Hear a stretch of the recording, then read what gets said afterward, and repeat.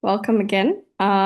This is actually our seventh roundtable that we have been organizing for GROs, so grassroots organizations, and we will start by an introduction round usually, but we've already done that.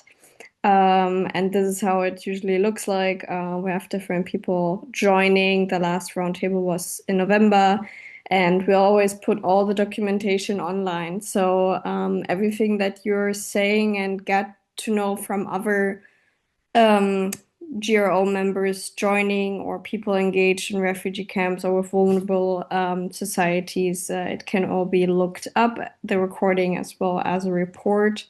That's all on our website. And if you have not accessed our website yet, I'll put a link into the chat, and there you can just navigate to projects and then to route tables.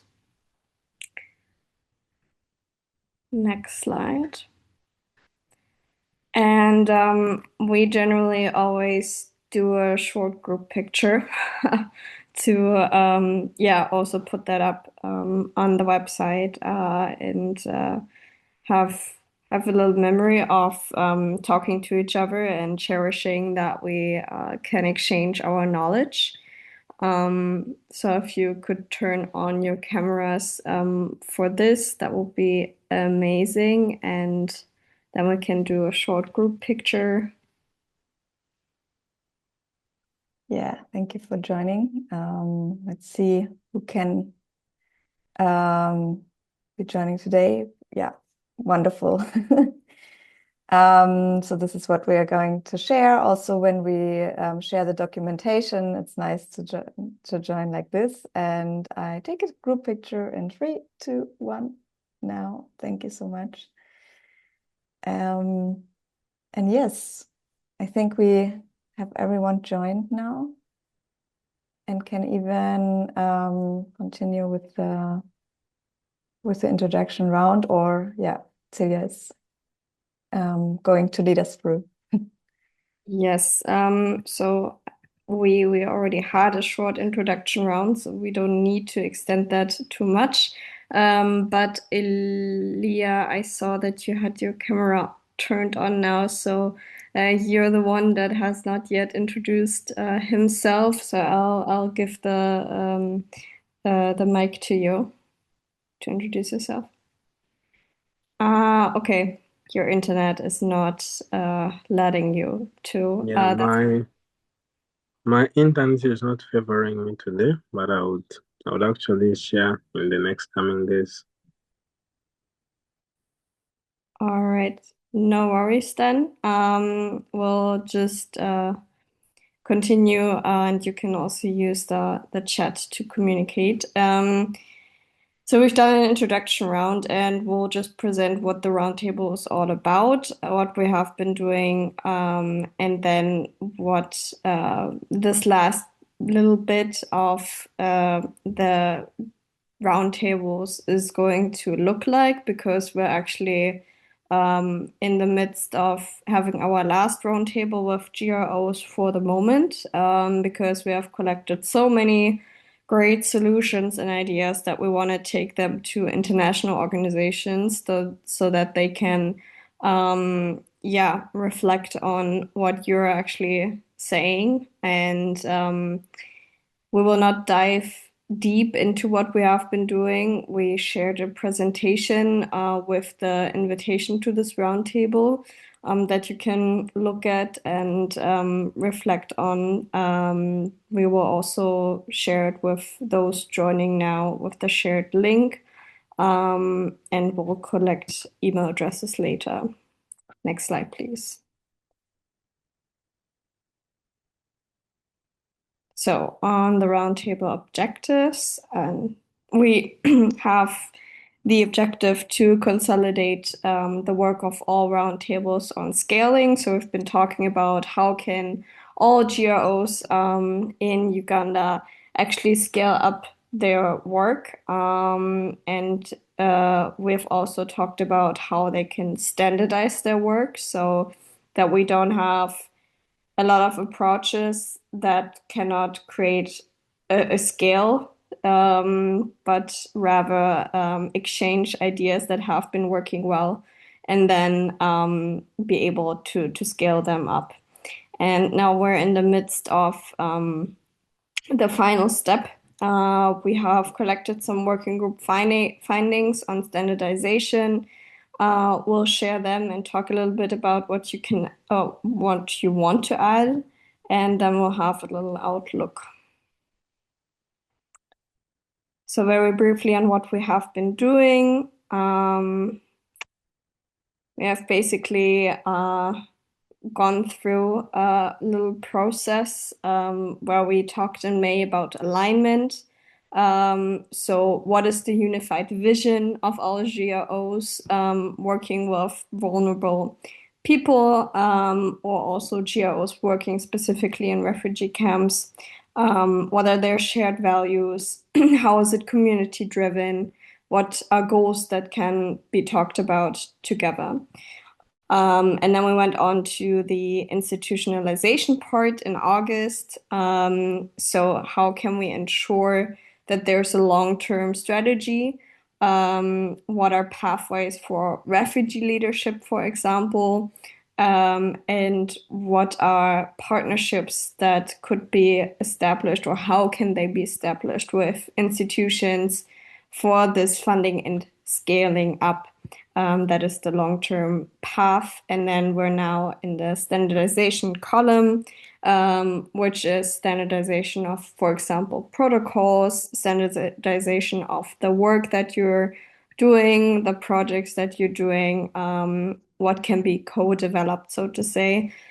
This also then goes into monitoring and evaluation frameworks. How can we ensure that there's maybe something that also aligns with the donor's vision and etc., but also works well for the little organizational capacities that you might have.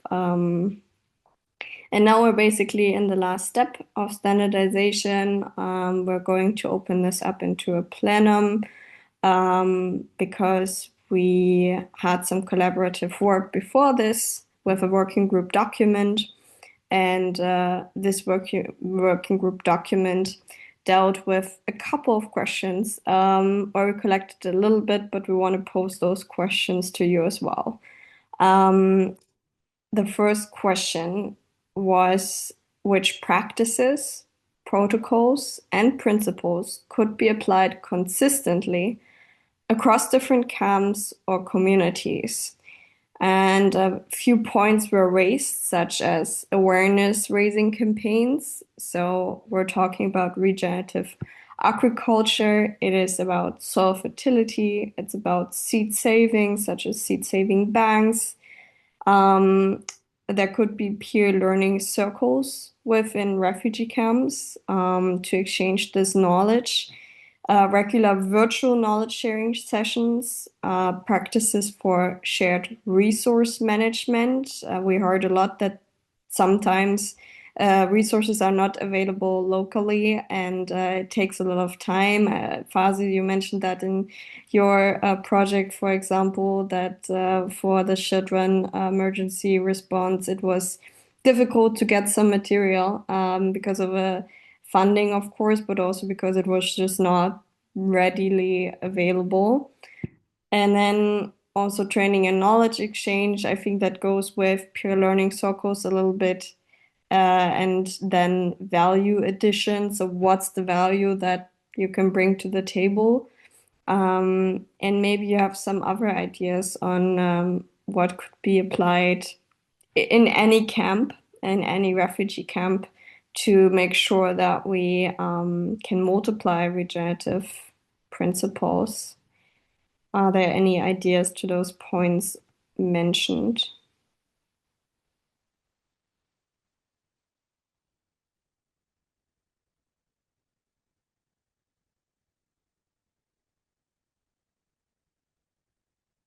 Hello, you're off.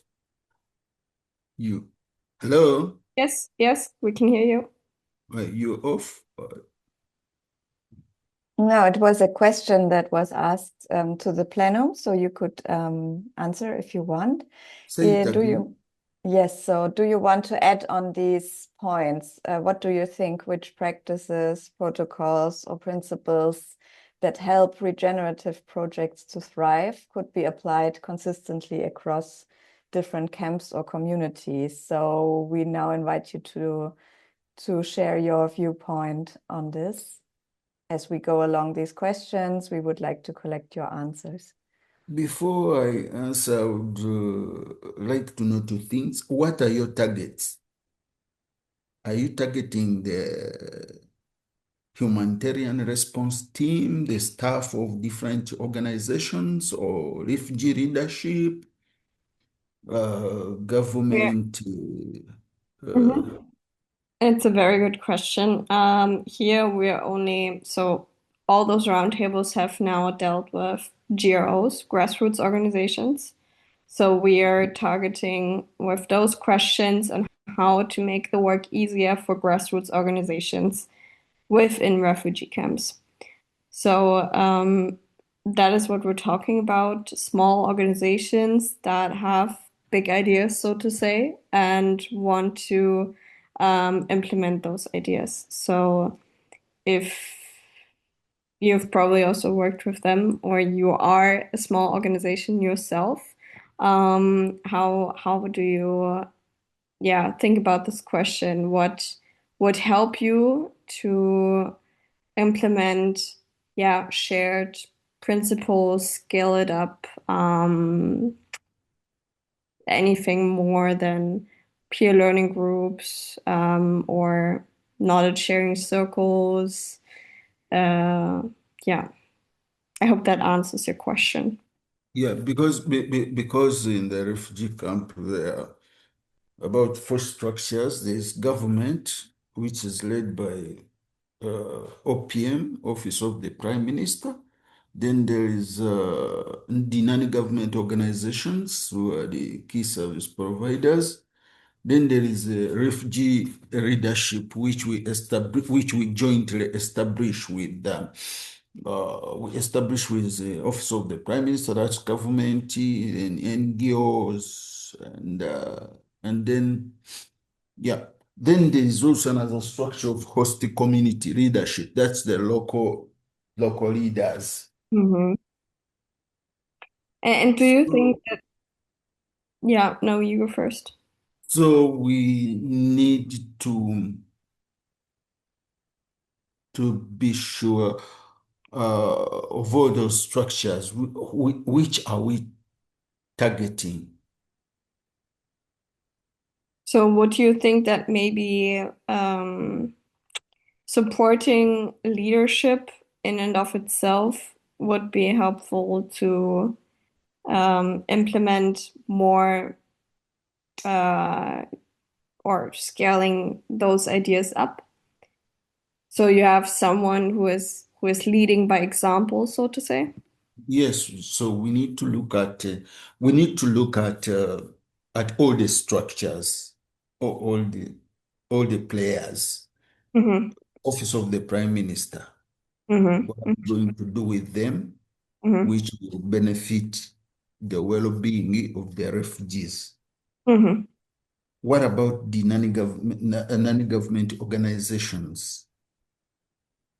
What about the host community leadership? What about the leaders? Mm-hmm. So what would you do then? Would you set up multiple meetings with any of those structural? Exactly. Mm-hmm. Because when there is a mismatch, Mm-hmm. one of the structures will affect the impact, the results Mm-hmm. of all your intervention. Mm-hmm. Yeah. Yes. Because And as I told you, I've been there. I've been there for so long, since 2003, and in all refugee camps. So you can come up with a very good intervention for a particular group of mm-hmm. refugees or particular group of the structure. Mm-hmm. And then when you don't have uh, um, complements, when you don't have supplements, when you don't involve one of the structures, all will go down. Okay. So we need to step back a bit and look at all these structures. Yeah. Thank you for sharing. I just added this point with some meetings with stakeholder groups and leaders like OPM, refugee leaders. Maybe one thing about generation restoration and the strategy of the roundtables. So what we are actually doing is that we look at these different groups and have a kind of an approach how to scale regenerative practices with them and go to the dialogue. So for the regenerative projects, the grassroots projects in the refugee camps that are small, unknown, and unfinanced, we found in previous roundtables that the strategy would be to scale them as a positive examples with finance and visibility. Then for the key players in the humanitarian aid, it's about dialogue processes, as you just said, and kind of co-developing guidelines or develop them further that are already there, so that to integrate regenerative practices and designs in the camps. And then also in terms of funding and investment opportunities to promote viable business models, so that regenerative funding can also flow into these projects. So this is just this is kind of the general framework of generation restoration's strategy and also impact logic. And it's true that, as you said, stakeholder group involvement and also dialogues is the most important thing. And in these roundtables right now, we are focusing on the perspective of the grassroots organizations, asking, okay, what is it that you would need, and also what would help you in order to scale and to, sorry for the for the animation, guys, but for the as you just said, to apply consistently across different camps the learnings and knowledge that we have. But yeah, sorry, you raised your hand. Yes, for example, I wanted to complement my argument, but by giving you an example. For example, in Nakivale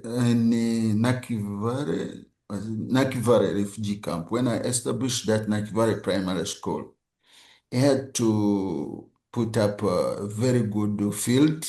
I brought machines and we leveled a very good fields, football and netball. We established pre-materials. We provided the pre-materials, and we had budgeted for about 2,000 refugees. But after children from host communities seeing all those facilities, they were enrolling themselves. They migrated from host community schools and entered the school. So it became an issue why we were doing the things which are not in outside the host community schools. And we did not take much time planning with the host community local leaders. We did not. So you see how so everyone needs to be looked at. And which kind of information, especially during planning, we need to involve them. We are planning to do this and this but our target is the refugee community. How about how will it affect you or impact you on the host community? Yeah. That's why I'm emphasizing we need to look at all these four structures: government through Office of the Prime Minister, all non-government organization agents supporting refugees in the settlement, then the refugee leadership, what do they have to say, and then the local leaders of the community, the leaders of the host communities. Thank you. Thank you. Rahim. Hello. I think one of the things that should definitely be added on is regards to principle, and maybe it guides a little bit of protocol. I think most organization and the nature in which we operate, especially with refugees or any other minorities, begs us to think about the ethical code of conduct. Most of the times when these conversations happen and the words we are using are marginalized communities or people who are very vulnerable, it requires an imperative for us not to shape any specific perspective that tends towards them believing we are instrumentalizing them or we are objectifying them. And I think this is what plays a very, very critical role in ensuring that every form of intervention that we have still happens with the acceptance that they have dignity, choice, and autonomy that they can share. This is why I also think primarily what Mr. Farouk is talking about is very important. So an ethical conduct is what is going to neutralize that space in order for everyone's choices, everyone's thoughts and opinions to be considered. How you're taking media, how you're documenting, what the projects will probably cost them. I think these are things that primarily have to stand on the principles of how you're acting within that specific community. So I think every single NGO, especially grassroots ones, should think about an ethical code of conduct that they are going to establish prior to the intervention and how they get to sustain it. That's it. Serene, I think your question was, what would you need? What would those small organizations need to improve or to scale up its activities in those areas, refugee camps or vulnerable communities? Was it that the question? Didn't you ask something like that? Yeah, it was about principles or protocols or anything that could be standardized, so to say, so that a scaling up is even possible. Because if you have many, many small organizations that are all working in a very different way, all having to align with those different principles, with all those stakeholders that you've just mentioned, then there might be another challenge. And the question is, how could you exchange with one another in order to get to a common ground, in order to target those stakeholders with one way of working, I'd say. So you can advocate for yourselves in a multiplied togetherness, so to say. If that's understandable, but you already brought up the right points. So it is meetings with those stakeholders, leaders, etc. But then the question might be when you're all approaching them with different visions or with totally different approaches, it might be difficult to advocate for this group of GROs. And I think the point of establishing ethical code of conduct to work with those vulnerable groups is something that goes deeper into that. Just yeah, very, very much on, okay, this is one principle we all have together. We're all doing it in that exact same way, just in different contexts, and we might not use everything of it, but there is something that you share, and when you share, you have more power together, right? So that is what the question is targeting. So very good points already. Okay. Do we want to switch to the next question, or is there anything that you want to add to this one? Farouk, do you have something to say? No, would you would like to add something? Me, I'm done. All right, then let's switch to the next question. What hinders the consistent application of practices, protocols, and principles and sharing these with one another?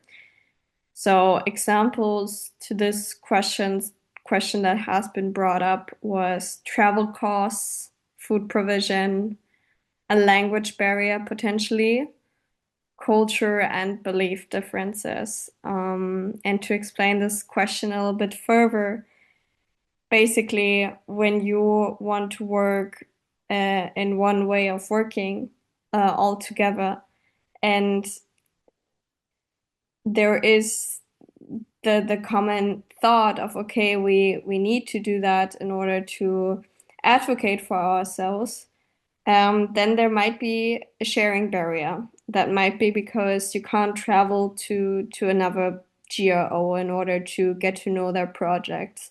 That might be because there's a language barrier, and it might be culture that is in the way, different thoughts of doing things. So what are other things that might hinder you of sharing knowledge with one another? Yeah, anything coming up to that? Or you can also disagree. You can say it all works perfectly fine and you'd like to share thoughts with everyone. And you did. You have examples of knowledge sharing with other organizations.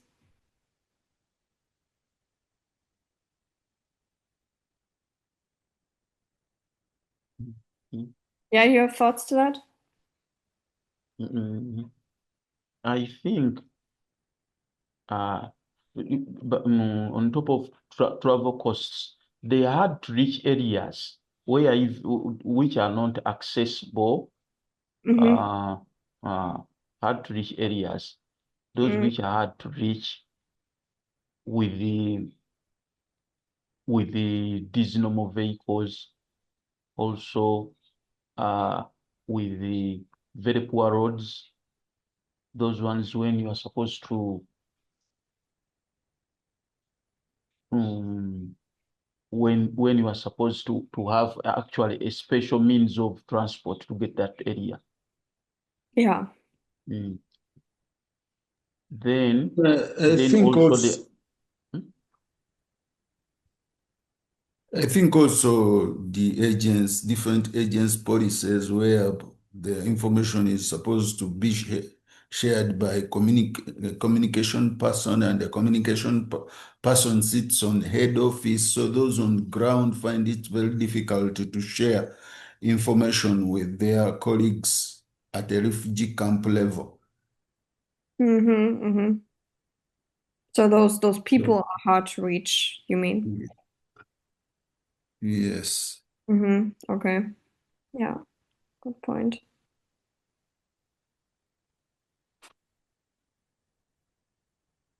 Any other thoughts? Then there's also legal restriction on movement, prevent refugees from engaging in in different meetings where they could share their experiences, the special meetings which are organized outside the refugee camp or settlement. Mm-hmm. Mm-hmm. Yep. Yeah, true. The other one would be cultural differences, misunderstanding, and crashes in cultural norms can also prevent sharing information. Then vulnerability factor. Women and girls are often at risk of violence, which can make them reluctant in sharing or Mm. engage in community activities or assemblies. Yeah, yeah. Yeah, I think can I ask something away from something a bit which away from this standardization? Mm-hmm. Are we Sure. only focusing on refugee camps or also other vulnerable communities? Like I mentioned, Islamic communities. Yeah, so generation restoration is mainly focused on refugee camps, but as you're an organization that deals with vulnerable groups in general, I'd like to open the discussion to vulnerable groups as well, so you can contribute what you think of that. Absolutely. And also because we are very aware of the fact that involving involving host communities into the refugee regenerative projects is important, so that like local peace building and also understanding local value addition, etc., is possible. It's always, as you said, involving both groups. Mm. But also lack of communal space. Some camps are poorly designed, Mm. Mm-hmm. and they lack necessary space for gathering and interaction. So it becomes very difficult to people to associate and share good or Yeah, bad practices.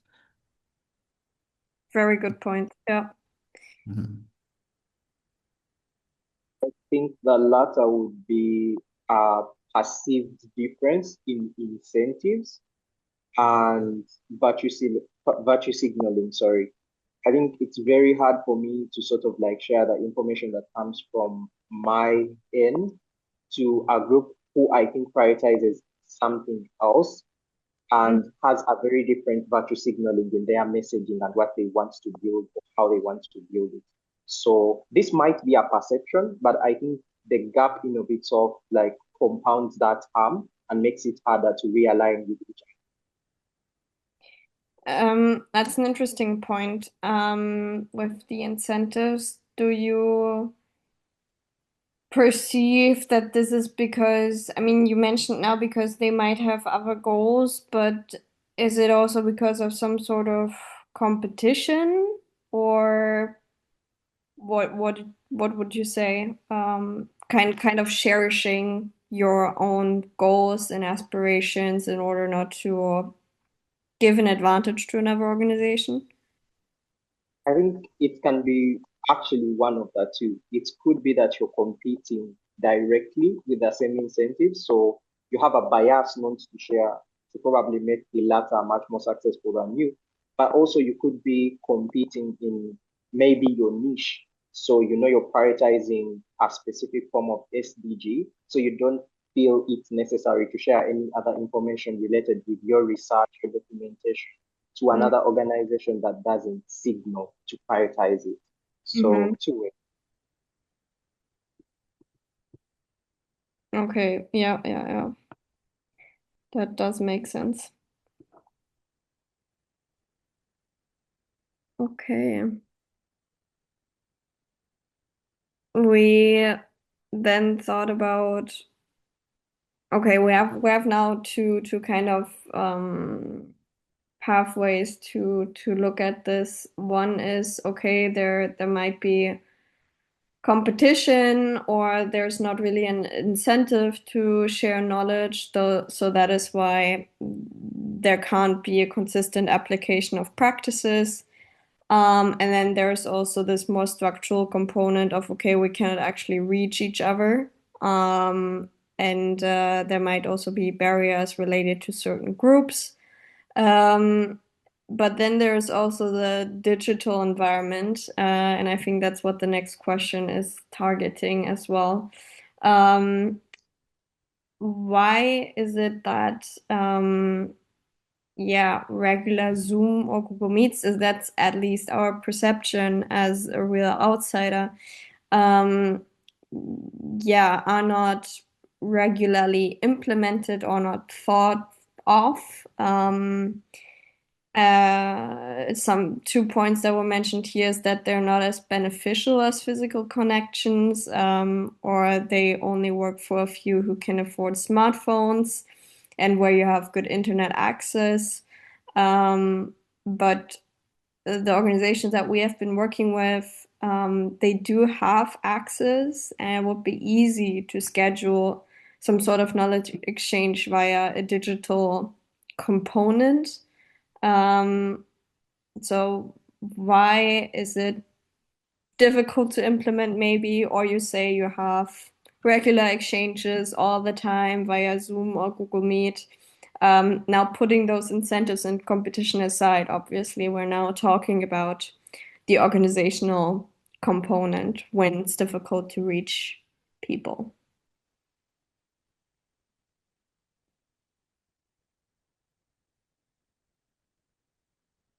Yeah. Do you have thoughts? Hmm?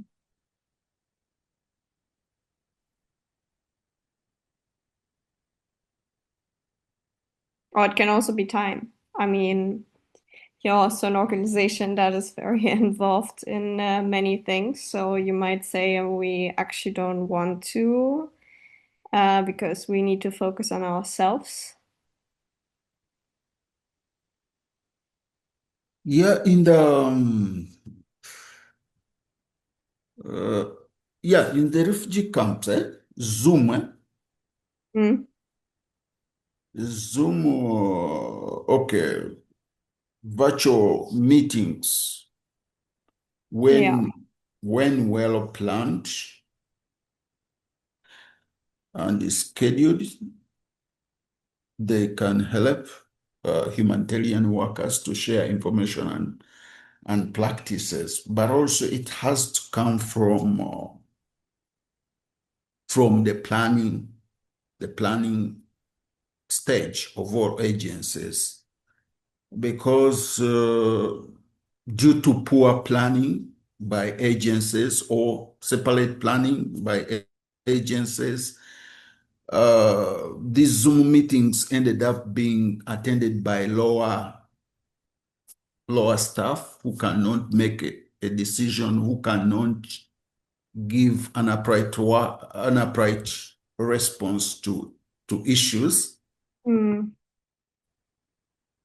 And the issues discussed in this virtual meeting end up being referred, which consume more time to look for a particular person in agents who will respond administratively. So my point is that if Zoom virtual meetings can be helpful in sharing information, if they are scheduled and planned very well. okay. Yeah. I think that's um, a really important point. Because yes, of course, there is some sort of mandate needed in order to talk to other organizations. You have some sort of hierarchy as well. Needs to be some leader that can decision or does make decisions towards other organizations and what to share and what not. Um, yeah, I think we really should add that point. Are there any other points? Yeah, May I and ask Farouk? I would advise also those Zoom meetings to preferably to break them out. Mm, Larger meetings can be divided into small groups for focused interactive discussions, and also for particular response team. For example, I don't need to be in a feeding meeting in the refugee camp when I'm responsible for creating safe space for preschool children. mm, So the breaking out of those meetings, you break them according to sections or interventions, so that someone who is responsible for responding to a particular intervention is not wasting time in one virtual meeting which is talking about completely different intervention. So yeah. breakout meetings, Mm, virtual meetings. mm, yeah. Yes. Tina, you had a question? You're muted, Tina?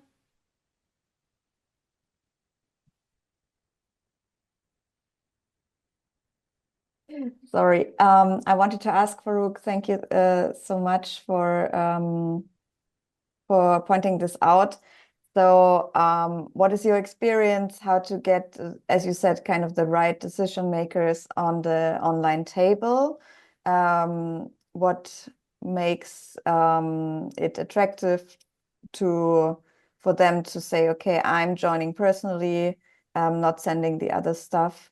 So is it about that the online meetings then have to say, okay, this is going to be a decision-making meeting, or what is your experience how to attract and also to plan with the right stuff? I think, right, as I mentioned, we need to, it starts with planning at all levels. So when you go for example, the refugee camp, you get in touch with the office of the Prime Minister. He can help you to influence those meetings. So you sit with the Prime Minister's office and say, I would like to have these virtual meetings with all the players, all the stakeholders in the refugee camp on such and such a date, on such, and maybe first week of the month, last week of the month, so that they are scheduled very well. And you also have to point out the targets for each particular meeting. I want finance, I want communication people from all agencies, I want program people from all agencies. So it's all about planning. Thank you. That's good. So did you already do that at some point? That's no question from my side. Approaching the OPM and trying to set up meetings with others? Yes, please. Okay. Yeah. Because it sounded like that you already did that. Another question to that, what would the OPM want out of a meeting like that? Because he would Sorry? probably, what would the OPM want from a meeting like that? Because Yeah, because it gives him also a platform to speak to all the implementers, all the agencies in the camp. yeah, Yes. exactly. Okay. Um, yeah. Any other points to that question? Otherwise, we'll move on.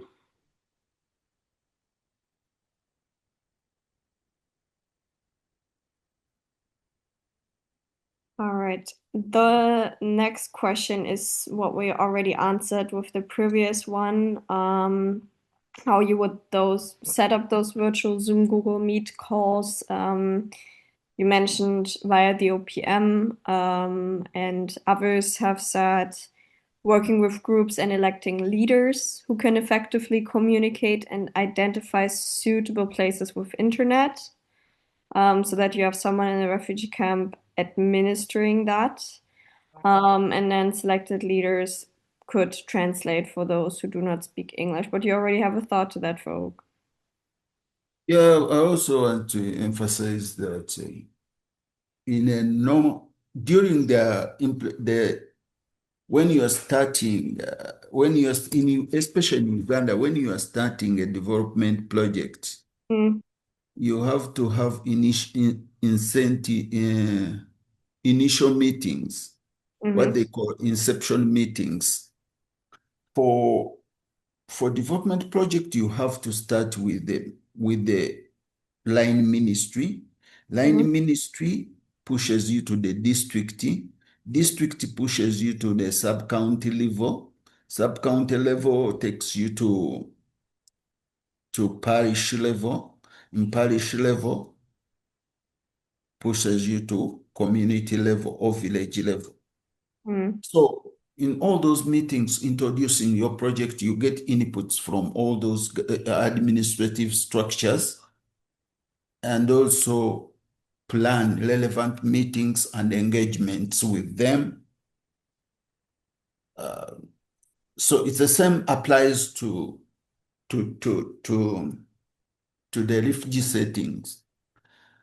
You all have to start with inception meetings with the Office of the Prime Minister. That's when you will share all you expect from different stakeholders, and will give you an opportunity to schedule all those meetings. So it is very, very important to always have inception meetings with all stakeholders and at all levels. If it's a development, if it's a development project outside the district, outside the refugee camp, you have to start with the line ministry. Line ministry pushes you to the district, the targeted district or districts, then sub-county, then parish, then community level. So in all those meetings, you interact with the targeted community, readers, you share your expectation and they share their expectation from you, and you could share all the engagements and meetings you want with them. The same applies to refugee. When you get to the refugee settlement, you go through the Office of the Prime Minister, you share. The Office of the Prime Minister calls all the implementing partners within the refugee settlement. You share your expectations, roles, and responsibility. You share roles and responsibilities. And after that, you go and reach the targeted community who are a refugee through the refugee leaders. And you can, during those processes, you can share those meetings, virtual or physical, and you schedule them. Thank you. Well, thank you.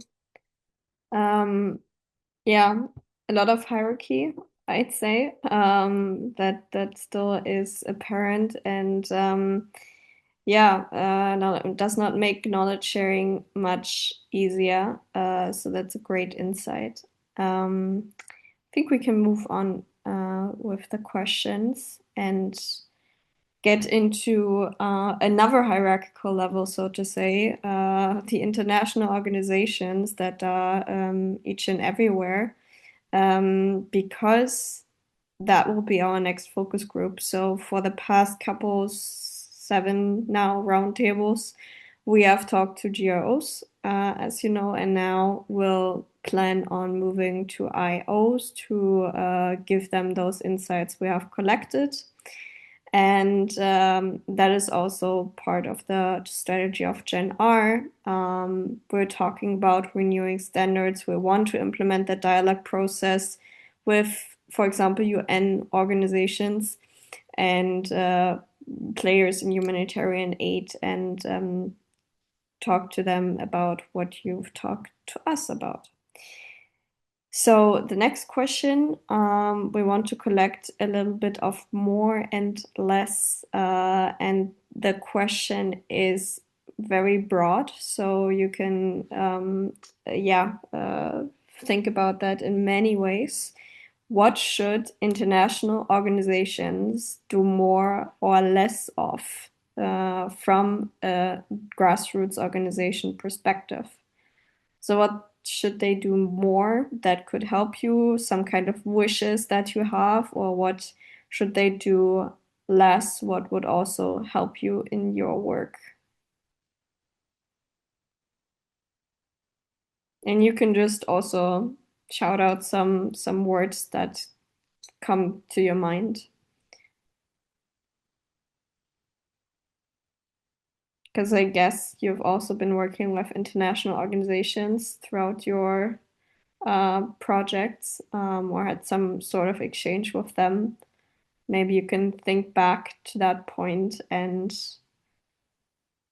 reflect on what could have been better.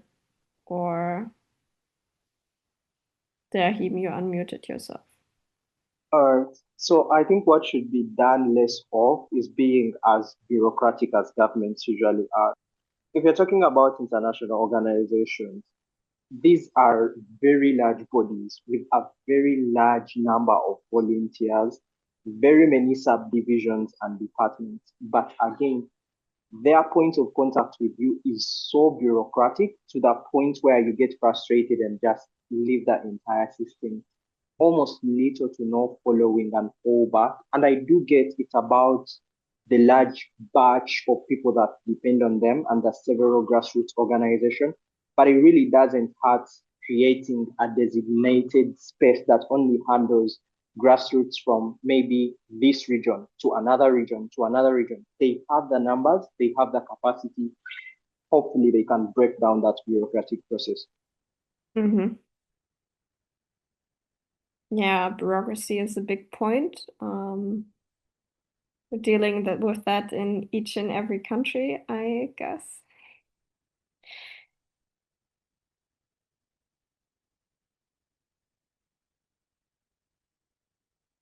Anything else?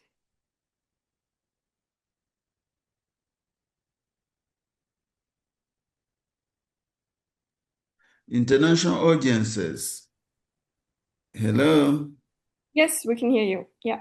International agencies also should help to ensure that local issues reaches government and donor planners.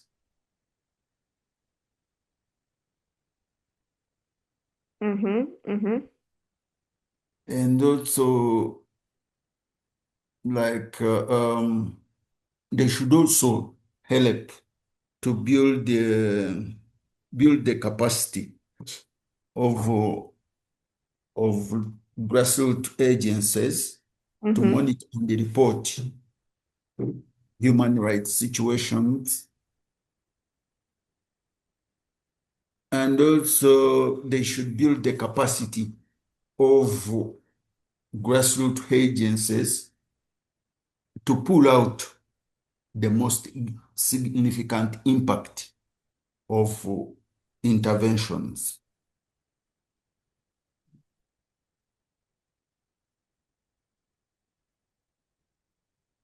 What would help to pull out this significant impact? Because the problem with grassroots agents, they lack a capacity to share Mm-hmm. intervention impacts. Mm-hmm. We intervention impacts and lessons learned. So most of the information for them, they just want to do normal reporting, funds utilization, and also the grassroots agencies put a lot of attention and time on accountability and reporting, finance accountability and reporting, other than focusing on the gist, the outcome, the impact of the particular intervention. So you mean, in such a report, generally you should also mention the impact that it is doing, but are you maybe talking about certain templates that they already give you and financial forecasts that you need to fill out so that there's less time to focus on? Okay. Exactly. Yeah, makes sense. And then Yes. Yeah. You had something? You can finish, then I can come in. No, go first because it's a different thought. Yeah. So, international organizations would also help these grassroots organizations Mm-hmm. by creating or getting for them fiscal agencies in different countries like USA and Europe, because normally these organizations get people and funding agencies who can help them with funding, but they can't reach us directly, or they can't reach those grassroots organizations directly, seeking for fiscal connections or fiscal sponsors. Mm. So to go through to deliver the support. Mm. So I think if those international organizations can help with that, because we normally we get a lot of opportunities of people wishing to fund the projects or to fund the organizations and to fund our work, but they seek for fiscal sponsors, more especially from Europe, USA, Canada, and eventually fail because we don't have those fiscal sponsors or partners. Mm. Mm. Mm. Yeah, then we're again on a governmental level, of course, where different stakeholders need to align, and some member countries are funding this and that, and it's quite politically loaded, I'd say, and therefore quite difficult to get this on board. But would be great, yes, Rahim. Okay, a bit self-centered interest, yeah, and it's gonna be on the part of more. I think international organizations have tried, especially the UN with its different frameworks, to sort of like create opportunities for youth participation. What I would like more to be done is if we would have a dedicated slot or a few dedicated slots from direct membership from these like grassroots organizations. So if you're doing a conference, if you're looking for a training program that is going to happen wherever you're going to have it, I think it would be so important to grassroots organizations that one of the few people that are part of them, either as volunteers, as part of the youth team and all those things, are part of these initiatives, because that knowledge base, those skills, those principles they pick from the big is what is supposed to allow them translate it into the small.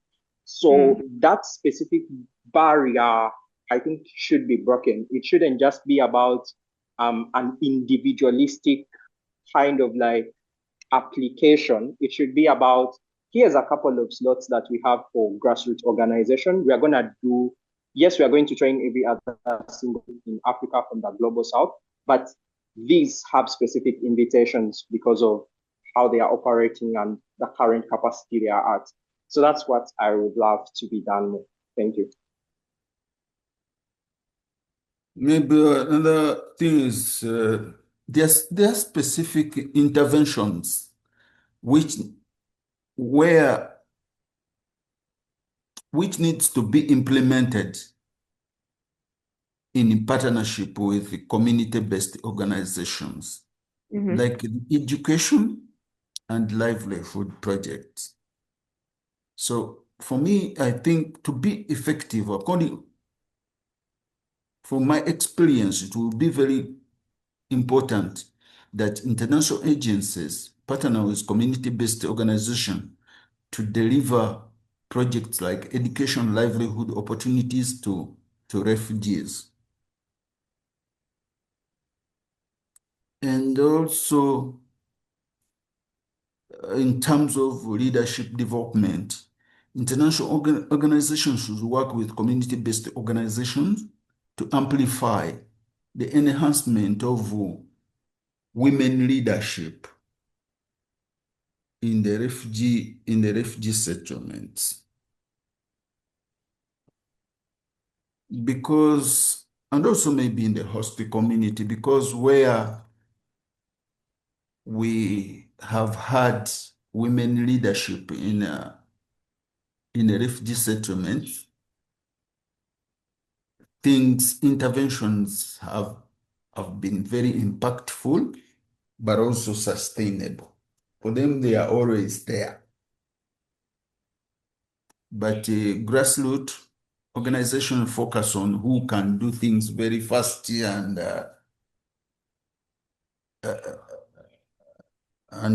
okay, who can do things very fast, and that's how they lean so much on men.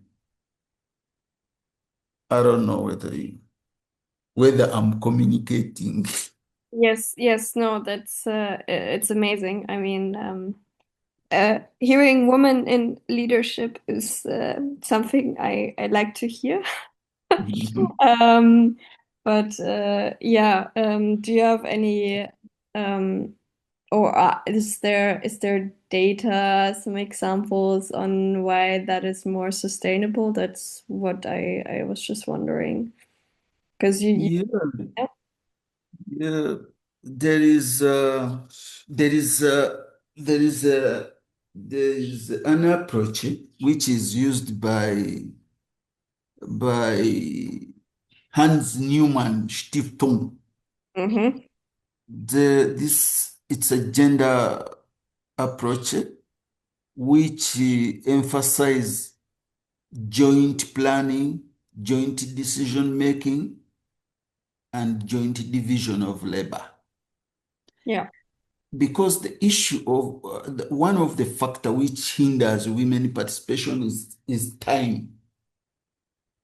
So when you use that approach, it creates time for women also to participate in social activities within their community. So the approach emphasizes joint planning, Mm-hmm. joint division of labor, and joint decision making.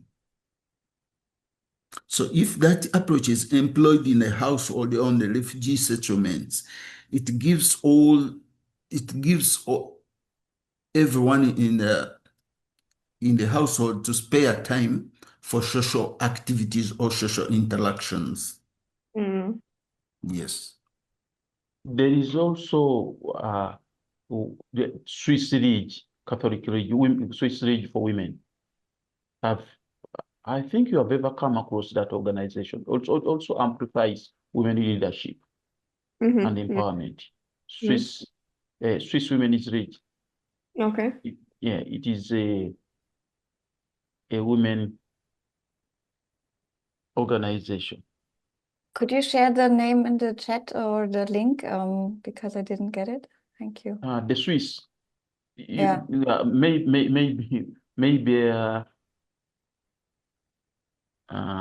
let me try to share it. Thank you.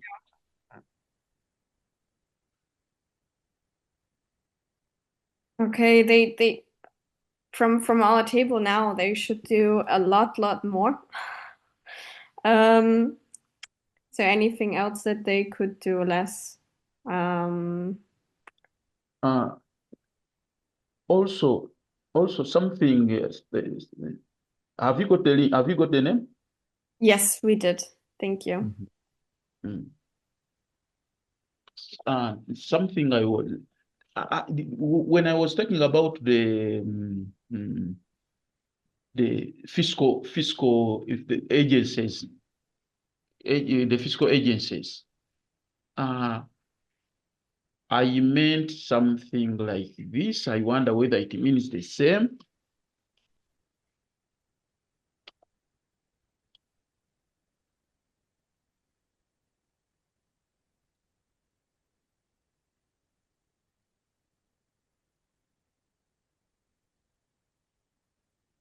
Mm-hmm. That because they normally ask for that. Mm. That because they can't provide because of tax issues, they need they usually ask for organization with the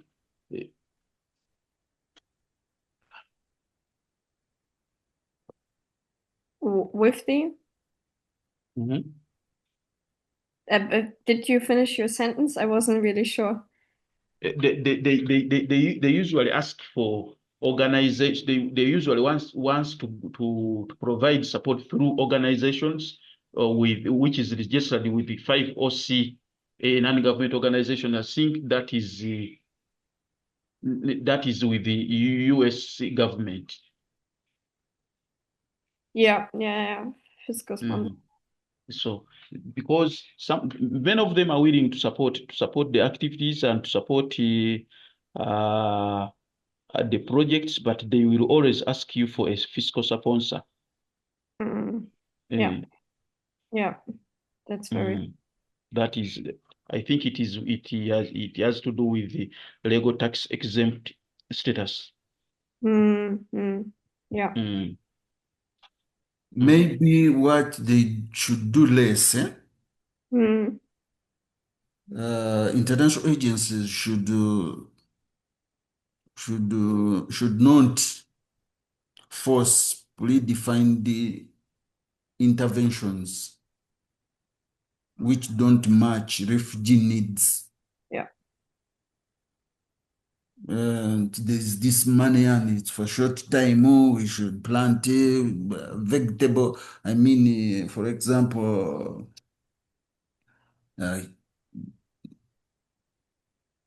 kitchen gardens. Before even these guys understand why it's important to grow greens, the project has ended. Yeah, exactly. Then also, they should not treat grassroots organizations as subcontractors, rather equal partners and undermining local ownership. So that's why it's very important to, if you have money, you have ideas, sit down with the local agents, contextualize everything and see what works and what doesn't work before getting down to implement the idea. So, Yeah. yeah, and also international organizations sometimes make these CBOs dependent on short-term projects based on funding that sometimes causes operational collapse once funds stop. So creating dependence, they should come up with a project and make sure that even if the funds ends, projects and intervention can continue for some time until greater impact is achieved. But especially in the refugee camps, especially in the humanitarian, when an emergency occurs, different organizations solicit money, and most of the time, the larger percentage is consumed by experts and consultants. Little goes down to the targeted community individuals, and within a blink of an eye, the intervention ends and nothing much is left. Yeah, no, very much understandable. I think that's also the point I wanted to still get to, this like more long-term vision of a project. Not just implementing something that yields short-term observations that can be shared, but no long-term impact that would actually help you. Okay.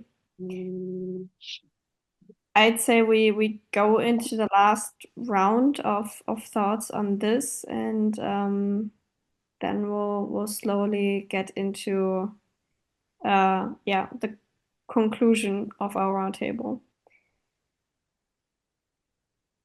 So if there's anything left that you want to say, this is your chance.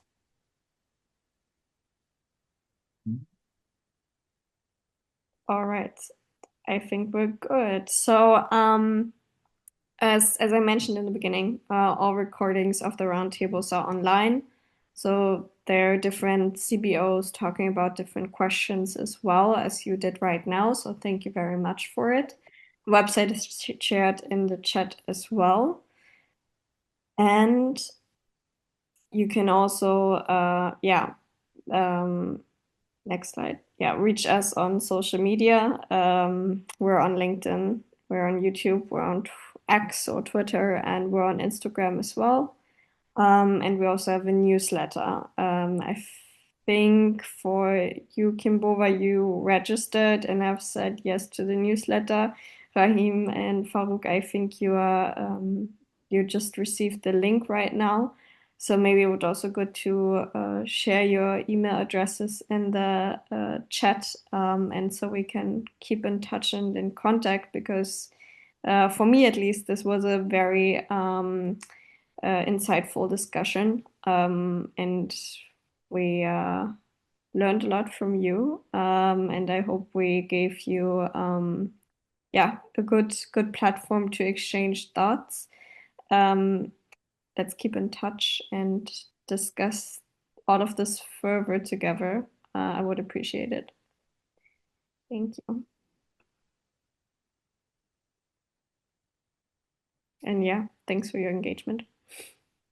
Yeah, thank you very much. We're always available because helping disadvantaged and vulnerable people is within our DNA. So, for example, myself, throughout my life, as I mentioned, I've been in humanitarian and development programs. I've worked with the pastoral community, refugees, post-war communities. So I've seen it all, and still continuing. So in time you need us, you just let us know in time. Yeah, thank you very much. I think it's very important to have this kind of exchange, also to, really to learn from each other. And as we are building Generation Restoration, it's our aim to listen and to, as you said, not implement short-term projects without having listened before. So it's very valuable. Also, thank you for your time, that we understand what is really needed on the ground, and also to bridge the communication between the different stakeholders, communities, groups. That's important to build an understanding before just implementing just for now we have implemented something, Okay, thank you. Okay, thank you very much. Thank you. We'll be in touch. Thank you so much. And thank you also for those who watch the recording. If you want to get in contact with us, you saw the links and also the newsletter. Please sign up, and we are happy to get into dialogue with you. So see you next time. Thank you. Bye. Bye-bye.